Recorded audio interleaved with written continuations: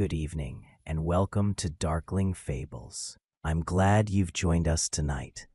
Find yourself a comfortable spot, dim the lights, and prepare yourself. What I'm about to share isn't fiction crafted to entertain. It's a true account of events that forever changed a small community and the lives of those involved. The facts are documented, the mystery remains unsolved, and some nights I still find myself thinking about what really happened at Cedar Creek. It was the summer of 1997 when I first arrived in Millbrook, a small logging town nestled in the foothills of the Cascade Mountains.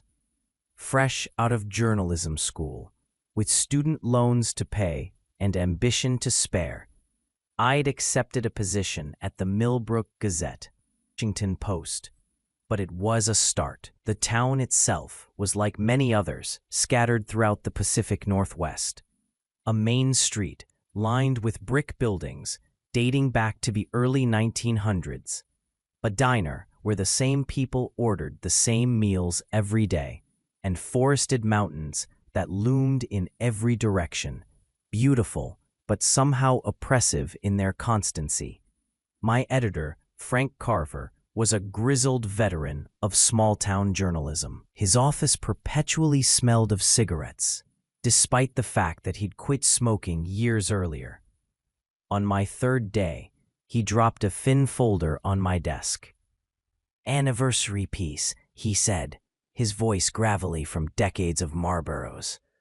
20 years since the Cedar Creek incident.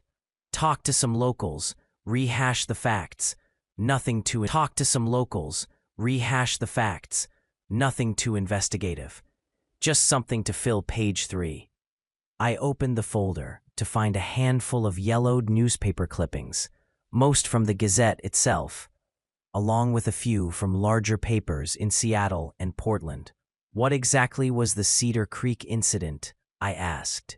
Frank paused at the door, a shadow crossing his face. Summer of '77. 3 hikers went missing up at Cedar Creek. Search parties found nothing, no bodies, no equipment, nothing. They just vanished. He seemed about to say more, then shook his head. Talked to Sheriff Dawson first. He was just a deputy back then, but he was involved in the search. That afternoon, I drove to the sheriff's office, a squat brick building adjacent to the town hall. Sheriff Robert Dawson was in his late 50s, with steel gray hair and the weathered face of someone who spent most of his life outdoors. When I mentioned Cedar Creek, his expression tightened almost imperceptibly. "Not much to tell that wasn't in the papers," he said, leaning back in his chair. 3 hikers, experienced outdoorsmen, went up to Cedar Creek for a weekend camping trip. When they didn't come back, one of their wives called it in. We organized search parties, had volunteers combing those woods for 2 weeks, found their car at the trailhead, but nothing else. "No clues at all?" I pressed. Dawson's eyes, pale blue and disconcertingly direct, fixed on me. Their campsite was found intact, tent still up, gear inside, no signs of animal attack or struggle. Food was laid out like they were about to cook dinner. It was as if they just walked away and kept walking. And in 20 years, nothing's turned up? No remains? No personal effects? Nothing. He paused, drumming his fingers on the desk. "Look, these mountains, sometimes they keep their secrets. People go missing in wilderness areas more often than you'd think. Usually there's closure eventually. Not with this one." As I was leaving, Dawson called after me. "You planning to dig into this for your article?" "Just an anniversary piece," I assured him, echoing Frank's instructions. He nodded slowly. "Good. Some stories in this town, better to let them lie." Over the next few days, I interviewed several longtime residents who remembered the disappearance. Most accounts aligned with what I'd already learned, though details varied in the way that memories do after 2 decades. But one name kept surfacing. Ellie Brennan, the wife of Michael Brennan, one of the missing hikers. She still lives out on Old Mill Road. Dorothy Jensen, the town librarian, told me. Can't say she'll talk to you, though. Hasn't spoken much about it since it happened. Some folks think she went a bit touched after Michael disappeared. The Brennan property was at the end of a long gravel drive lined with towering pines. The house itself was a modest 2-story farmhouse that had seen better days, with peeling white paint and faded blue shutters. I parked my car and approached the front porch, suddenly nervous. What right did I have to ask this woman to revisit her trauma for a newspaper article? Before I could knock, the door of long silver hair tied back in a loose braid. Though she must have been in her early 60s, her eyes were sharp and clear. "You're the newspaper boy," she said. It wasn't a question. "James Mitchell, from the Gazette," I confirmed, extending my hand. "How did you know I was coming?" A faint smile crossed her face. Small town, word travels. She didn't take my hand, instead stepping back from the doorway. "You might as well come in. I've made tea." The inside of the house was neat but crowded with books, plants, and what appeared to be research materials. Maps spread across tables, notebooks filled with handwritten notes, and filing cabinets labeled by year. Not at all what I had expected. "You've been researching the disappearances," I said, accepting the mug of tea she offered. "For 20 years," "For 20 years," she replied matter-of-factly, settling into an armchair across from me. "I suppose you want to know about Michael and the others for your article."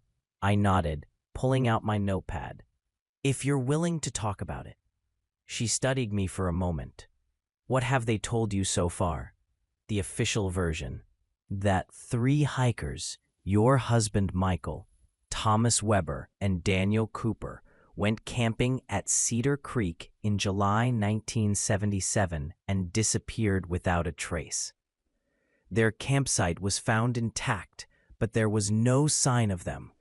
Ellie's laugh was short and humorless. That's the Reader's Digest version, yes, but it doesn't begin to cover what actually happened. She leaned forward. "Did they tell you that before they disappeared? Michael had been recording strange sounds in the woods for months, or that all 3 men had reported seeing unusual lights near Cedar Creek, or that 2 other people had gone missing in that same area in the decade prior." I blinked, caught off guard. "No, none of that was mentioned. Of course not." She stood and walked to one of the filing cabinets, extracting a folder. Michael was a sound engineer. He worked in Portland, but was fascinated by natural acoustics. He'd been recording in the forests around Millbrook for a project. She handed me the folder. "These are copies of his notes from the months before he disappeared." Inside were photocopies of handwritten journal entries, technical notes about recording equipment, and transcriptions of what appeared to be audio logs. I skimmed through them, noticing recurring mentions of anomalous frequencies and sound patterns inconsistent with known wildlife. On June 12, 1977, Michael recorded something at Cedar Creek that disturbed him, Ellie continued. "He played it for me once. It was difficult to describe, like voices, but not human voices, speaking words that were almost recognizable, but not quite. He became obsessed with identifying the source. And that's why they went camping there in July." She nodded. "Michael convinced Tom and Dan to help him set up multiple recording stations around the creek. They were planning to triangulate the source of the sounds." Her hands trembled slightly as she took back the folder. "The last time I spoke to Michael was the morning they left. He called from the payphone, patterns that couldn't be explained by conventional means. Those were his exact words. I made notes, trying to process this new information. Mrs. Brennan, with all due respect, are you suggesting something supernatural was involved? Her eyes flashed. I'm not suggesting anything. I'm telling you what Michael reported and what I've learned since. How you interpret it is your business. She rose again, this time retrieving a map of the area, which she spread across the coffee table. What I do know is that the search was concentrated here. She pointed to an area around the main creek. But based on Michael's notes, they were planning to set up equipment here, here, and here. She indicated 3 points forming a rough triangle around a different section of the creek, nearly a mile from where the search had focused. Did you share this information with the sheriff's department? Of course. Deputy Dawson, sheriff now, said they'd checked the entire area. But I don't believe they searched as thoroughly as they claimed. Her voice hardened. There was a logging company pressing for permits in that area. Having 3 men vanish without a trace wasn't good for business. The search was called off after 2 weeks. Rather convenient, wouldn't you say? The implication was clear, but something didn't add up. You think there was some kind of cover-up? That they were, killed because of what they might have found? Ellie looked at me for a long moment. I don't know what happened to my husband and his friends. I only know that the official investigation left many questions unanswered. And every time I've tried to pursue those questions, I've hit walls. She gathered up her materials. If you're writing just another memorial piece, Mr. Mitchell, I've given you enough to humanize your story. But if you're actually interested in the truth, well, there's more. I'm interested, I said, surprising myself with my sincerity. She seemed to make a decision. There's a full moon this weekend. Meet me at the Cedar Creek trailhead on Saturday, 7 a.m. Bring hiking boots and a day pack. I'll show you something that didn't make it into the official reports. I spent the next few days digging through the Gazette's archives, reading everything I could find about the Cedar Creek disappearances and the 2 earlier missing persons cases Ellie had mentioned. The first was from 1968, a forest ranger named Paul Mercer, who'd gone to investigate reports of illegal camping and never returned. The second was a local teenager, Lisa Donovan, who'd vanished while hiking in 1973. Neither case had been resolved, and neither had received the same level of attention as the 1977 disappearances. I also found mentions of the logging permit controversy. Northwest Timber had indeed been seeking access to areas around Cedar Creek, and there had been opposition from environmental groups. The permits were approved just 3 months after the search for the missing hikers was abandoned.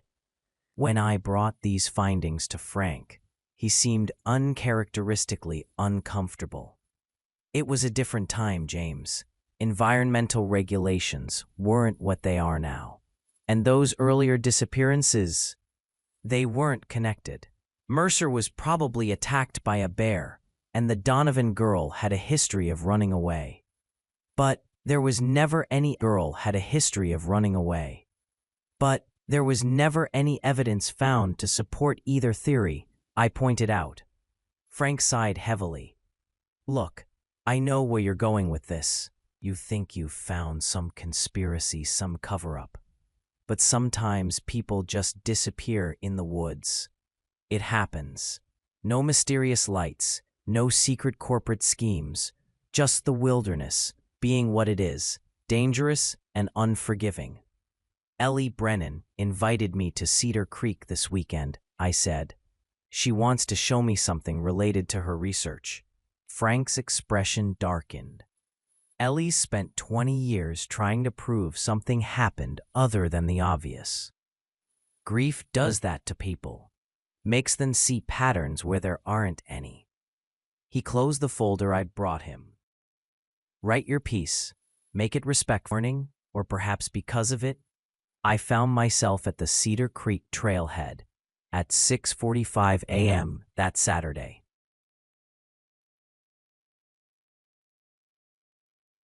The morning was cool and misty, the forest around me dripping with condensation. I barely slept, my mind spinning with possibilities, some rational, others distinctly not. Ellie arrived precisely at 7, dressed in worn hiking clothes and carrying a professional-looking backpack. Without much preamble, she handed me a topographical map with a route marked in red. "We're not taking the main trail," she explained. "There's an old logging road that gets us closer to where we need to be. It's about 3 hours of hiking, some of it off-trail. Still want to come?" I nodded, hefting my own pack. "Lead the way." The forest around Cedar Creek was old growth, towering Douglas firs and western hemlocks creating a cathedral-like canopy overhead. As we hiked, Ellie told me more about Michael and his research. He wasn't just recording random sounds, she explained. He was studying how sound travels in different forest environments. Cedar Creek interested him because it has unusual acoustic properties. Sounds echo differently there, sometimes traveling much further than they should, according to standard physics. And the voices he recorded, the ones that weren't quite human. Ellie's pace slowed momentarily. Michael had multiple theories. One was that it was a previously undocumented animal vocalization. Another was that it was some kind of acoustic anomaly caused by the water flowing over certain rock formations in the creek. But toward the end, his notes became more speculative, meaning he started researching local indigenous folklore, particularly stories about voices in the wilderness that lured people away from trails. Her tone was carefully neutral. The Tillamook tribe had legends about a place they called the Whispering Valley, where the boundary between worlds was thin. People who entered might find themselves stepping into somewhere else. I almost laughed, but caught myself. Ellie wasn't presenting this as fact, merely as part of her husband's research. And regardless of how implausible it seemed, her loss was real. Around midday, we reached a part of the creek I hadn't seen in any of the photographs from the search. The water here flowed through a narrow ravine, creating a series of small waterfalls that emptied into a perfectly circular pool, about 20 feet across. The vegetation around the pool was unusually lush, almost tropical in its density, despite being the same temperate forest that surrounded us elsewhere. "This is it," Ellie said quietly. "This is where Michael believed the sounds were coming from." "It's beautiful," I admitted, "but I don't see how this relates to their disappearance. The campsite was found over a mile from here, wasn't it?" She nodded, setting down her pack and retrieving what looked like scientific equipment, a digital recorder, a small parabolic microphone, and a device I didn't recognize. We're going to conduct an experiment," she said, beginning to set up the equipment around the pool. "It's something I've done many times over the years, but never with a witness. I wanted someone else to experience it firsthand." "Experience what exactly?" Instead of answering, she handed me a small digital recorder. "Start recording and walk clockwise around the pool. Count your steps aloud at a normal volume." Feeling somewhat foolish but intrigued, I did as she asked, recording myself counting as I circled the pool. It took exactly 32 steps to complete the circuit. "Now play it back," she instructed. I rewound the recording and pressed play. My voice came through clearly.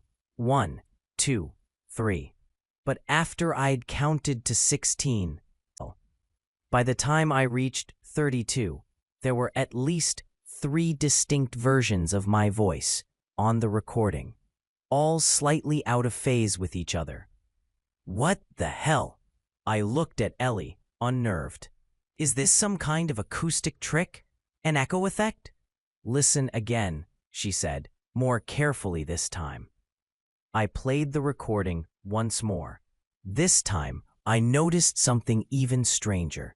The duplicate voices weren't just echoes. They were saying slightly different words. Where I had said 25, one voice said, "Come here." Where I said 26, another voice said, "Stay with." A chill ran down my spine that had nothing to do with the forest's cool air. "It happens every time," Ellie said softly. "Different words, but always the same pattern." Different words, but always the same pattern. The voices start after you're halfway around, and they're always inviting, beckoning. "This could be some kind of interference," I said, though I didn't entirely believe it. The recorder was a simple digital device, not connected to anything. Or a technical glitch. I've had sound engineers examine the recordings. There's no technological explanation they can find. She began setting up her other equipment. But it gets more interesting. Watch the surface of the pool. She activated a device that emitted a low humming sound just at the edge of hearing. As it ran, I kept my eyes on the perfectly still water of the pool. At first, nothing happened.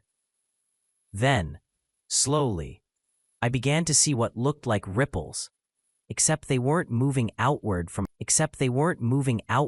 a central point as ripples should.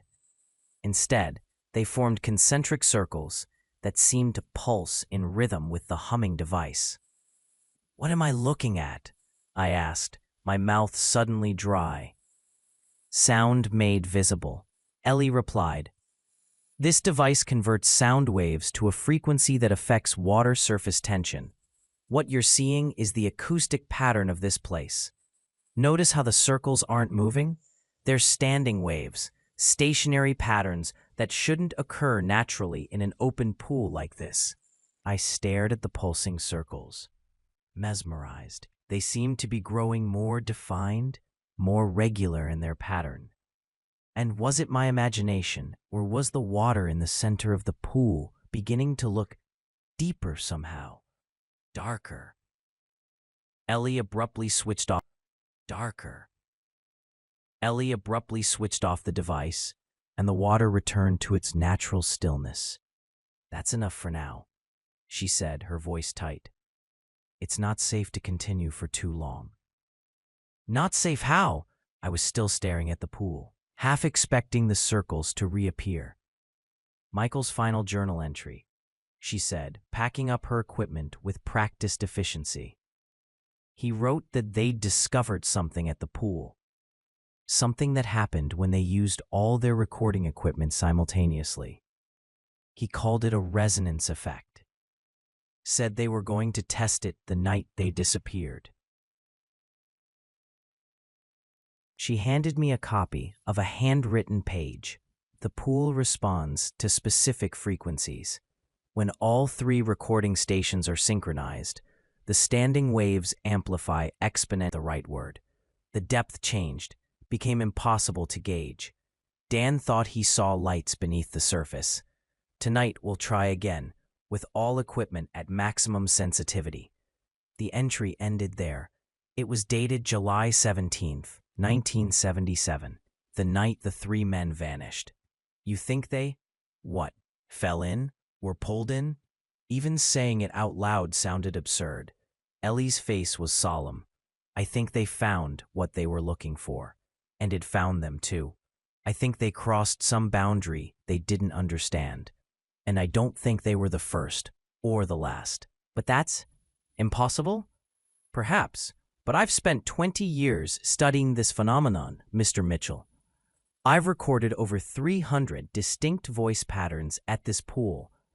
I've measured electromagnetic anomalies that defy explanation. And twice, the resonance pattern reaches its peak, movement, lights, a sense of vast space where no space should exist.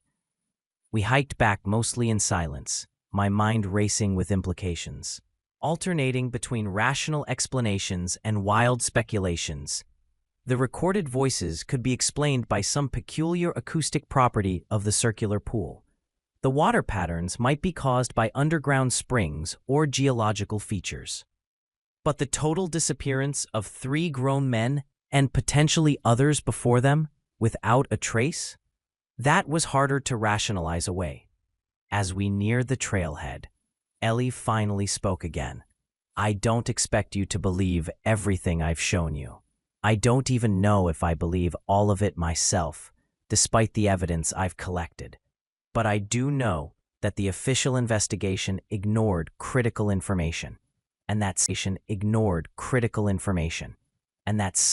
unexplained happened at Cedar Creek. Something that took my husband and his friends. What do you want me to do with this information? I asked. Frank assigned me to write an anniversary piece, not investigate a 20-year-old cold case. She stopped, turning to face me.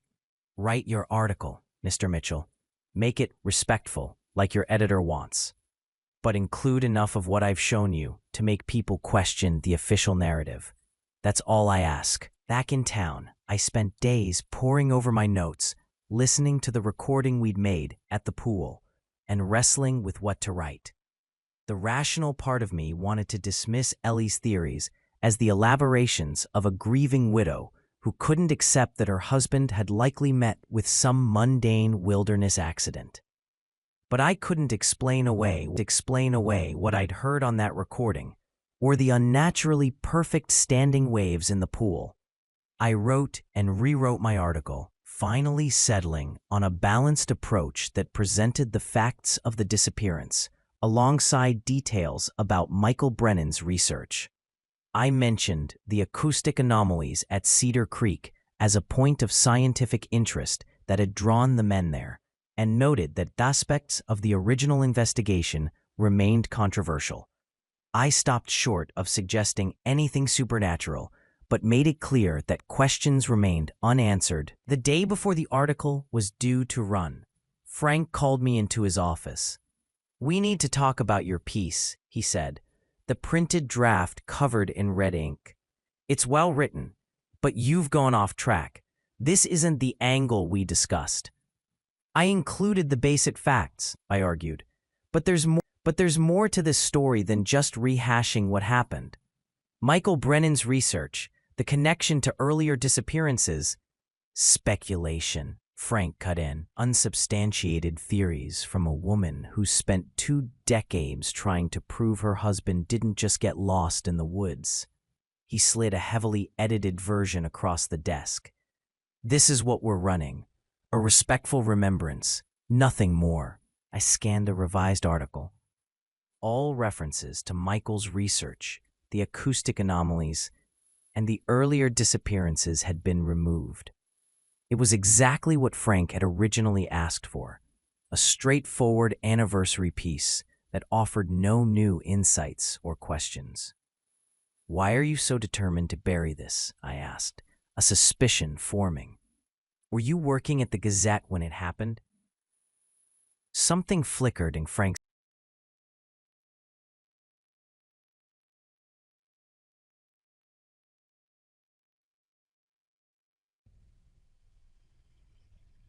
"I was a junior reporter." "Yes, I covered the search. And the logging permits that were approved afterward? Did you cover those too?" His face hardened. "Don't go there, James. Some stories aren't worth pursuing, especially when they can't lead anywhere good. Take my advice. Let this one rest."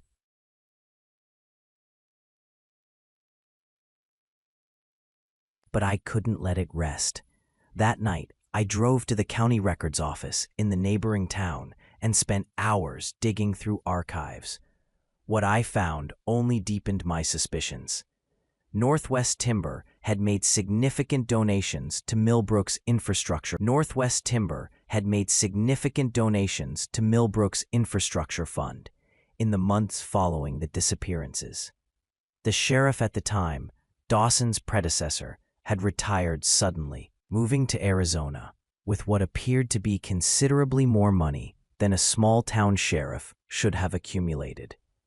And most tellingly, there were permits for scientific research at Cedar Creek that had been revoked immediately after the disappearances. Permits registered not to Michael Brennan or his friends, but to a company called Acoustic Analysis Partners. Further digging revealed that AAP had been a shell company owned by Northwest Timber. They had been conducting their own research at Cedar Creek, apparently interested in the same acoustic phenomena that had fascinated Michael. I was so engrossed in my research that I didn't notice acoustic phenomena that had fascinated Michael. I was so engrossed in my research that I didn't notice someone else enter the records room until a shadow fell across my desk. "Finding what you're looking for?" Sheriff Dawson's voice was calm, but there was an edge to it I hadn't heard before. I looked up, startled. "Sheriff, I'm just doing some background research for my article." "At the county records office? At 11 p.m.?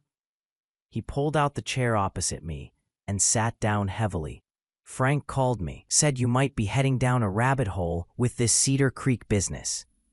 "I'm just trying to get the full story," I said, keeping my voice steady despite the sudden pounding of my heart. "There are some interesting connections I found." "Stop." The word wasn't loud, but it carried unmistakable authority. "I'm going to give you some advice, as someone who's lived in these parts his whole life. Some things are better left alone, not because they're dangerous to know, but because knowing them doesn't change anything." "3 men disappeared without a trace," I said. "If there was some kind of cover-up." "There was no cover-up," Dawson interrupted, his pale eyes fixed on mine. "At least, not the kind you're thinking of. Yes, Northwest Timber was conducting research at Cedar Creek. Yes, they were interested in unusual acoustic properties of the area, properties that might have affected their logging operations. And yes, there was pressure to conclude the search quickly to minimize publicity. But none of that explains what happened to those men." "And what does explain it?" Dawson was silent for a long moment. "I was one of the last people to see them alive. Did you know that? I encountered them on the trail the morning they disappeared. They had more equipment than made sense for a simple camping trip. Scientific gear, recording devices. Michael Brennan told me they were documenting bioacoustic patterns. He seemed excited, feverish almost." He leaned forward, lowering his voice. "2 days later, I was part of the team that found their campsite. Everything was there: tent, sleeping bags, food, equipment. 3 coffee mugs still half full, getting cold by the fire. But the men were gone, and there wasn't a single track leading away from that campsite in any direction. Not one footprint, not one broken branch. It was as if they'd been plucked right out of existence. A chill, something that defies conventional explanation. And I think knowing the truth wouldn't bring them back or provide any comfort to those they left behind." He stood up. "Let it rest, James, for your own sake." He left me sitting there among the scattered documents, his warning hanging in the air. But instead of deterring me, it only strengthened my resolve to uncover the truth. The next morning, Frank wasn't surprised when I told him I couldn't put my name on the edited version of the article. "I thought you might say that," he sighed. "Fine, Jensen can rework it. But this is the end of your involvement with this story. Understood? The Gazette isn't in the business of chasing conspiracies or ghost stories." "What if it's neither?" I asked. What if it's something else entirely? Something real, but beyond our current understanding? Frank's expression was both sad and knowing. That would be the worst possibility of all, wouldn't it? Because what could any of us do about it? I cleaned out my desk that afternoon. Not officially fired, but with a mutual understanding that my time at the Millbrook Gazette had reached its natural conclusion. Before leaving town, I drove out to Ellie Brennan's house one last time. She wasn't surprised to see me, nor by what I told her about my findings regarding Northwest Timber and their acoustic research. I suspected as much, she said, but it doesn't change what happened at the pool. Whatever they found there, whatever Michael found, it wasn't something that could be controlled or exploited. It was something older and more fundamental. I'm leaving Millbrook, I told her, but I want to continue investigating this. With your permission, I'd like to exploit it. It was something older and more fundamental. I'm leaving Millbrook, I told her, but I want to continue investigating this. With your permission, I'd like to compile all the research you've done, add what I found, and try to publish it somewhere that won't bury the story. Ellie studied me for a long moment. Before you commit to that, there's something else you should know. She went to a cabinet and returned with what looked like a small voice recorder. 3 months ago, during the spring equinox, I conducted another experiment at the pool. I set up all 3 recording stations at the exact locations Michael had planned to use, synchronized to the same frequency. This is what I captured. She pressed play. At first, there was only the ambient sound of the forest, water flowing, birds calling, the rustle of... Then, gradually, another sound emerged, voices speaking in overlapping patterns, creating a disorienting effect where individual words were difficult to discern. But as I listened more closely, certain phrases became clear. Still here. Cross when the pattern aligns. Need help to return. And then, unmistakably, a man's voice, sounding distant yet clear. Ellie, it's Michael. We're trapped. The way back only opens when... The recording cut off abruptly in a burst of static. I stared at the device, blood rushing in my ears. Could that really be? I've had voice analysis experts examine it, Ellie said quietly. They confirm it matches the speech patterns and vocal characteristics of Michael from recordings I have where he disappeared. It's not a fabrication or a manipulation. But how? Where is he speaking from? She shook her head. I don't know. Somewhere, adjacent to our reality, perhaps. A place that touches ours at Cedar Creek Pool under specific conditions. Her eyes met mine, intense and challenging. Still want to pursue this story? I did. Despite the warnings, despite the impossibility of what I was beginning to believe, I couldn't turn away. Something had happened at Cedar Creek, something that defied conventional explanation, but was nonetheless real. 3 men had stepped across some boundary in the natural world and found themselves elsewhere. And at least one of them was still conscious, still trying to communicate, still hoping for rescue. Research, the voice recordings, the standing wave patterns, the connections to indigenous legends about thin places in the world. We compiled it into a manuscript that was part investigative journalism, part scientific analysis, and part philosophical exploration of what it might mean if the boundaries of our reality were more permeable than we understood. No major publisher would touch it, of course, but we self-published, and gradually others who had experienced strange phenomena at similar sites around the world began to contact us. A network formed. Researchers, witnesses, and family members of other missing persons cases with similar patterns. I returned to Cedar Creek many times, always with Ellie, always careful to observe, but never to recreate Michael's final experiment exactly. We documented more voice phenomena, more anomalous patterns in the pool. On the spring equinox, exactly 1 year after Ellie's breakthrough recording, we captured another brief message that seemed to be from Michael, this time giving specific instructions about frequencies and timing that might create a stable passage. Were we dealing with some kind of natural wormhole? An interdimensional portal? A gateway to some other world described in folklore across cultures? The terminology didn't matter as much as the empirical reality. Under certain conditions, at certain locations, the boundaries between here and somewhere else could be crossed. Ellie died 3 years ago, never having reunited with Michael, but having transformed our understanding of the phenomenon that took him. Her research, our research, continues through the network we built.